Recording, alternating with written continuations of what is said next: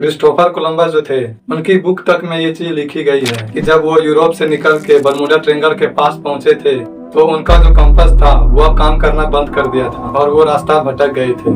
Columbus जैसे जैसे travel करते थे वो अपनी बुक में जरूर लिखते रहते थे। तो उन्होंने ईयर 1942 में ये लिखा था, कंपास काम नहीं कर रहा है और यहाँ पे कैंडल की तरह रोशनी आसमान से गिर रही है। ब्रूस गर्न इकलौते ऐसे आदमी हैं जो बरमूडा ट्रायंगल को सरवाइव करके वापस आए हैं। ब्रूस बहामास से फ्लोरिडा रेगुलर ट्रैवल करते थे। उनको करीब 1.5 घंटा लगता था बहामास से फ्लोरिडा ट्रैवल करने में। लेकिन एक बार ये बरमूडा ट्रायंगल से ये 10,000 फीट से भी ऊपर प्लेन उड़ा रहे थे। मौसम एकदम क्लियर था, ना तो कोई रेन थी ना कोई ठंड स्टॉर्म था। लेकिन अचानक से बहुत ही हैवी क्लाउड आ गया और वो काफी देर तक आते ही रहे। और वो थोड़ी देर के लिए नहीं आए, वो कंटिन्यूसली आते ही रहे।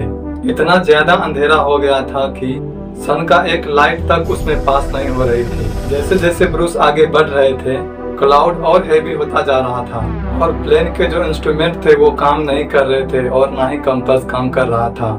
और उनको ऐसा लग रहा था कि उसके प्लेन को कोई और भी कंट्रोल कर रहा है। ग्राउंड पे जो टीम थी उनको अचानक से उनका लोकेशन मिलना बंद हो गया था। लेकिन वो रुके नहीं, कंटिन्यूसली वो प्लेन को उस घने बादल में उड़ाते ही रहे और फिर वो बादल थोड़ी देर में हट गए। वो ग्राउंड की टीम से कॉन्टैक्ट करते हैं लेकिन हर कोई हैरान था क्योंकि प्लेन जो था वो सिर्फ 45 मिनट में ही फ्लोरिडा पहुंच गया था, जो कि प्रैक्टिकली पॉसिबल ही नहीं है। 250 माइल्स की डिस्टेंस थी, 1.5 घंटे में पूरी होनी चाहिए थी क्योंकि इस मॉडल का जो प्लेन था वो मैक्सिमम स्पीड उसकी 180 मील पर आवर थी। तो प्रैक्टिकली ऐसा पॉसिबल ही नहीं था कि वो 45 मिनट में ही फ्लोरिडा पहुंच जाए। जब उन्होंने फ्यूल चेक किया था वो भी एज इट इज था, वो भी कम नहीं था। जब मैं ये सारी स्टोरी बता रहा था आपके दिमाग में क्वेश्चंस आ रहे होंगे कि अगर इतनी मिस्टीरियस है ये जगह तो आजकल इसके बारे में क्यों नहीं बात हो रही। अगर आज के डेट में किसी को फ्लोरिडा जाना है तो वो प्लेन या फिर शिप का इस्तेमाल करेगा और यही बरमूडा ट्रायंगल वाला ही रूट यूज करेगा। इनफैक्ट सबसे हैवी ट्रैफिक जोन है बरमूडा ट्रायंगल में आज की डेट में। हमारे पास एडवांस टेक्नोलॉजी है आज की डेट में तो हमें पता चल जाता है कि इसके पीछे का कारण क्या है।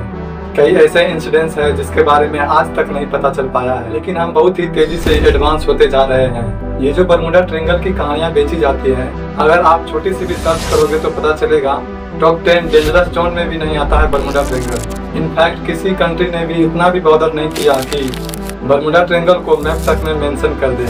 यूएस नेवी तो बरमूडा ट्रायंगल का जो नाम है उस नाम को ही नहीं मानती है। तो फिर बरमूडा ट्रायंगल है क्या और इतना फेमस क्यों है पूरी दुनिया में? इस एरिया में जो इंसिडेंट्स हुए हैं उसकी वजह से इसे और भी कई नाम दिए गए हैं, जैसे डेविल्स ट्रायंगल, द लिबो ऑफ द लास्ट। तो फिर सवाल है बरमूडा ट्रायंगल फेमस क्यों है पूरी दुनिया में? इसे हम 5 साइंटिफिक तरीके से जानेंगे। इससे पहले हम ये जान लेते हैं ये जो एरिया है इसके बारे में बात होना कैसे शुरू हुई।